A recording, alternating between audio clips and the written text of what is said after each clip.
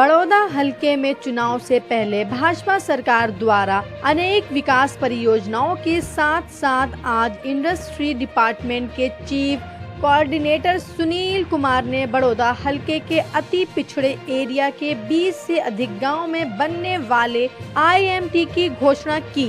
इस दौरान सुनील कुमार ने बताया कि IMT के लिए करीब 6000 एकड़ जमीन की जरूरत पड़ेगी, जो ई-भूमि पोर्टल के माध्यम से किसानों से बगैर एक्वायरमेंट उनकी मर्जी से ली जाएगी। कोऑर्डिनेटर सुनील कुमार ने बताया कि इसके लिए किसानों द्वारा अपनी जमीन ई-भूमि पोर्टल पर आवेदन को 45 दिन का समय दिया जाएगा। आज हमारे बीच में श्री सुनील जी हैं, जो चीफ कोऑर्डिनेटर हैं इंडस्ट्रियल डिपार्टमेंट से। तो CM साहब के आदेशानुसार हमारे जो बड़ौदा और गोहाना का जो अति पिछड़ा एरिया है, उसके डेवलपमेंट प्लान के लिए आज सर आए हुए हैं और इनसे डिस्कशन हुआ है। तो ये एक इंडस्ट्रियल मॉडल टाउनशिप यहाँ पे IMT डेवलप करना चाह रहे हैं और उसके रिगार्डिंग डिस्कशन में आया है कि जो यहाँ पे ऐसे गांव हैं जहाँ पे एग्रीकल्चर प्रोडक्शन कम है या अति पिछड़े हैं, रोज़गार नहीं है, उन गाँवों के अंदर ऐसे डेवलपमेंट प्लान जो IMT के अंदर आ जाएंगे, वो सारे के सारे प्लान आज आपके सामने लेके आ रहे हैं। और ये सारे का सारा जो सिस्टम रहेगा वो पोर्टल पे रहेगा, ई-भूमि पोर्टल जिसको बोलते हैं। और जो विलिंग फार्मर्स होंगे, इसमें जो एक्विजिशन होगा ज़मीन का वो फोर्सफुली नहीं होगा। इसमें जो विलिंग होंगे फार्मर, जिनको ये लगता है कि उनकी ज़मीन उपजाऊ नहीं है या वहाँ पे ज़रूरत है इंडस्ट्रीज़ आने की, उन्हीं एरियाज़ को चिन्हित करते हुए अभी सर वो अनाउंस करेंगे जो एरियाज़ इन्होंने आइडेंटिफाई किए हैं। सुनील सर, हमने 2 महीने पहले IMT गोहाना की घोषणा की थी। जो मूलतः नाम तो उसका IMT गोहाना था, लेकिन उसमें जो 5 गांव अनाउंस कर रखे थे हमने, बड़ौदा नगर, मेहरा, रबड़ा और गोहाना रूरल, वो गांव सारे बड़ौदा विधानसभा क्षेत्र के थे। तो आज उसी संदर्भ में हमने सरपंच साहिबान को बुला रखा था। जैसे SDM साहब ने कहा, माननीय मुख्यमंत्री जी ने जब पदभार संभाला तो उन्होंने सबसे पहले ई-भूमि पोर्टल की रचना की थी। ई-भूमि पोर्टल में कोई भी जो सरकार ने परियोजना के लिए ज़मीन की आवश्यकता होती है तो हमने एक्विजिशन बंद कर दी थी। डिस्ट्रेस सेल नहीं होगी किसी भी जमींदार की ज़मीन की। जिस व्यक्ति ने इच्छा से अपनी ज़मीन सरकार के किसी प्रोजेक्ट के लिए देनी है, अपने मनमर्जी के रेट पर, उसी पॉलिसी को आगे बढ़ाते हुए हमने जो IMT यहाँ बड़ौदा में बन रही है, आज उसके गांव की घोषणा के लिए हम यहाँ आज उपस्थित हुए थे आपके समक्ष। तो मैं कुछ गांव की घोषणा कर रहा हूँ जहाँ SDM साहब, BDO साहब, तहसीलदार साहब से चर्चा के बाद हमने ये पाया कि इन गांव का जो रकबा है, इसमें कृषि भूमि के योग्य रकबे में कुछ ज़मीन ऐसी है जहाँ पर खेती की उपज कम होती है। तो सरकार का, माननीय मुख्यमंत्री, माननीय उप मुख्यमंत्री, इन दोनों का ये था कि इंडस्ट्री की ग्रोथ तो हो, लेकिन किसान की किसी भी चीज़ को नाइंसाफ़ी ना हो। जिस व्यक्ति को अपनी ज़मीन देनी है उसका स्वागत यहाँ पर रहेगा। उसी संदर्भ में आज हमने कुछ गांव चिन्हित किए हैं जो बड़ौदा हल्के के पड़ते हैं, और ये सारी जो IMT बनेगी वो लगभग 6 से 7 हज़ार एकड़ में बनेगी। आप एक बार कल्पना कीजिए कि जिस क्षेत्र में 6 से 7 हज़ार एकड़ में IMT बनेगी। पहले मैं IMT के बारे में बताऊं, IMT खाली इंडस्ट्री नहीं है कि भी 4 इंडस्ट्री लगी। IMT का मतलब है इंडस्ट्रियल मॉडल टाउनशिप। उसके अंदर स्कूल भी होंगे, कॉलेज भी होंगे, हॉस्पिटल भी होंगे, पॉलीटेक्निक भी होगा, होटल भी होंगे, कमर्शियल ऑर्गेनाइजेशन भी होगी, शॉपिंग मॉल भी होंगे। हर चीज़ वहाँ लेआउट प्लान में ऑलरेडी डिसाइड होगी और हर चीज़ की कनेक्टिविटी देख के ही हम IMT का निर्माण करते हैं। जैसे SDM साहब ने कहा, इस क्षेत्र से 2 बड़े हाईवे गुजर रहे हैं। 15 किलोमीटर दूर हमारे KMP गुजर रही है। जो नया कटरा जम्मू हाईवे आएगा वो भी इस क्षेत्र से गुजर रहा है। अभी सरपंच साहब कह रहे थे कि उनकी ज़मीन उसमें एक्वायर हुई है। तो वो सारे फैक्टर देखते हुए हमने यहाँ 12-15 गाँव चिन्हित किए हैं। इस क्षेत्र के लिए ये मेरे हिसाब से मील का पत्थर साबित होगा। जो विकास IMT के आने से प्रत्यक्ष उदाहरण आपके सामने है। अभी 3 IMT मैं इसके 25-50 किलोमीटर की सराउंडिंग में देख रहा हूँ। खरखोदा यहाँ से 20 किलोमीटर दूर है। 3300 एकड़ में सरकार ने IMT खरखोदा बनाई। आज हमने वहाँ इन्वायरमेंट क्लियरेंस भी हासिल कर ली, प्लॉट भी अलॉट कर दिए, बड़ी कंपनियाँ भी आएंगी। किसी भी IMT में एक बड़ी एंकर यूनिट जरूर आती है जो 700-800 एकड़ में होती है, जो 25 से 30-50 हज़ार लोगों को आराम से रोजगार डायरेक्ट रूप से सीधे रूप में मुहैया कराती है। और उस एंकर यूनिट के साथ जो छोटी छोटी इंडस्ट्री आती हैं, जो मेन जिसको हम रीढ़ की हड्डी बोलते हैं, MSME होती हैं, वो हज़ारों लाखों लोगों को प्रत्यक्ष अप्रत्यक्ष रूप से रोजगार मिलता है। ट्रांसपोर्टेशन भी आएगी। अब एक चाय के खोखे से लेकर एक मील तक के सफ़र में जितने लोग लाभान्वित होंगे, आप उसकी कल्पना करके देखिए। तो हमने जो आसपास सारे हम चारों ने जो फैसला किया वो मैं आपके समक्ष रख रहा हूँ। कोड़ा गांव पड़ता है, कोड़ा, बरवासा, कैलपा, कथूरा और ये गढ़वाल, छपड़ा, निजामपुर, भावड़ और गढ़वाल, बुटाना, ये सारे गांव दिल्ली कटरा हाईवे और जो जींद सोनीपत का हाईवे उसके बिल्कुल सराउंडिंग पड़ते हैं। ये एक फेस हो गया। 5 गांव मैंने पहले बताया कि हम ऑलरेडी बड़ौदा के घोषित कर चुके थे।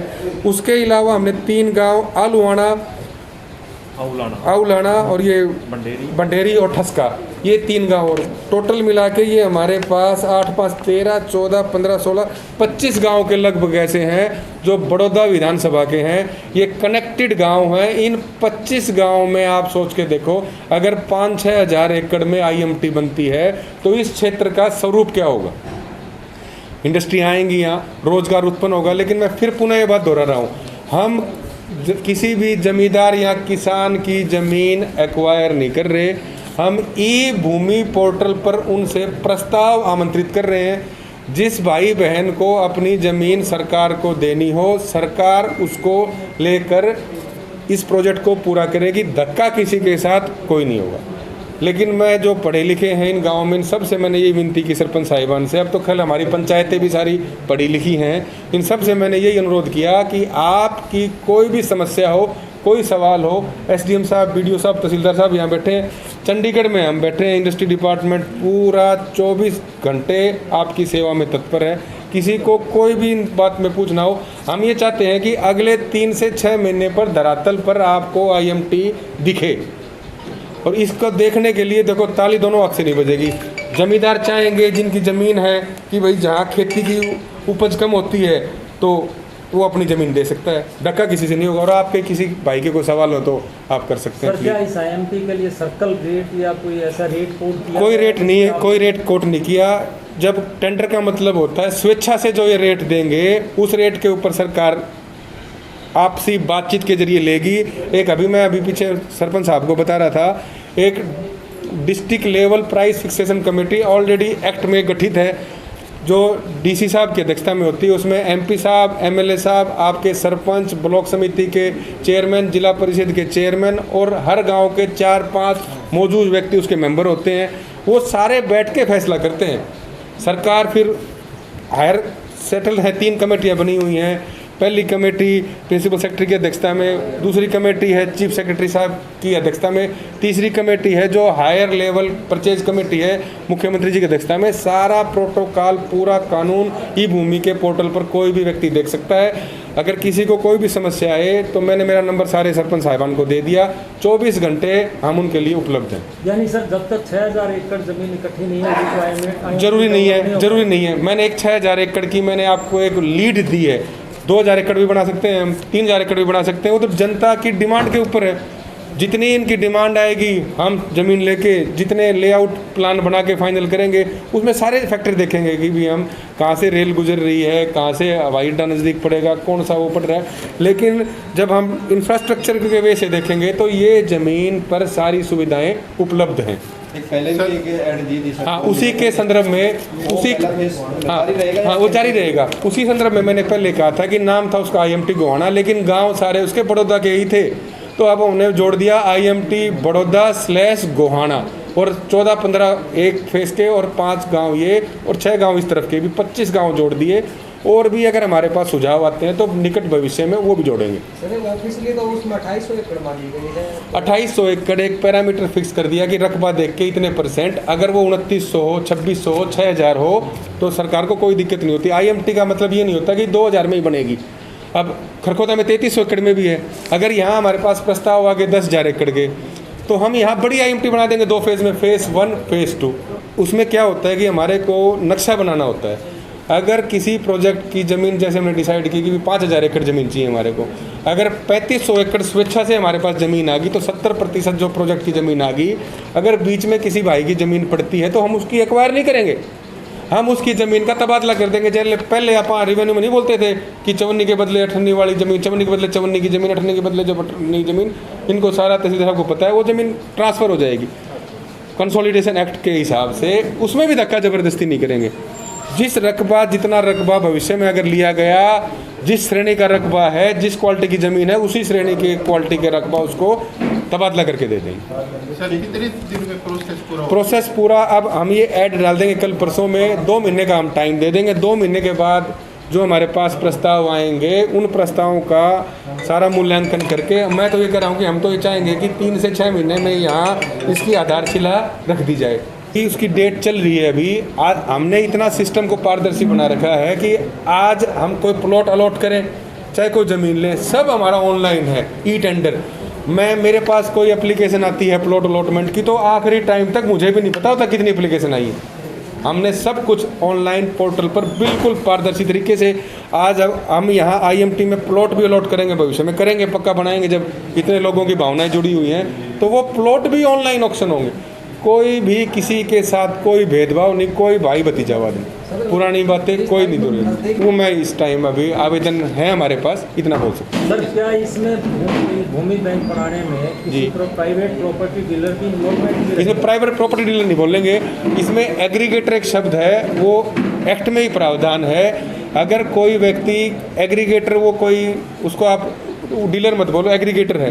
अगर वो 15-20 लोगों की ज़मीन इकट्ठी करके देता है तो एग्रीगेटर भी कर सकता है। उसमें उसको जितना पैसा देना है वो भी सब फिक्स है, रेट लिखा हुआ है। ई भूमि पोर्टल पर वेबसाइट है, उस पर भी आप जाके सारे नियम कानून सब साफ लिखे हुए हैं।